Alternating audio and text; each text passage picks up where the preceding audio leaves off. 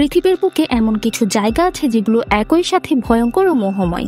উত্তর পূর্ব ইথিওপিয়ায় দানাকিল ডিপ্রেশন ঠিক তেমনই এক বিস্ময়। এই অঞ্চলকে বলা হয় পৃথিবীর অন্যতম শুষ্ক, উষ্ণ ও নিষ্ঠুর ভূমি, যেখানে দিনের তাপমাত্রা প্রায় 50 ডিগ্রি সেলসিয়াস ছাড়িয়ে যায়।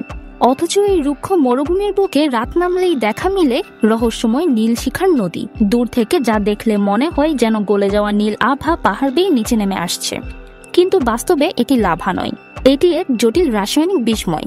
ভূগর্ভের ফাটল থেকে বের হওয়া সালফার গ্যাস যখন বাতাসের অক্সিজেনের সংস্পর্শে আসে, তখন তা আগুন ধরে জ্বলে ওঠে নীল শিখায়। এই রহস্যময় দৃশ্য কেবল রাতের আঁধারে দৃশ্যমান হয়।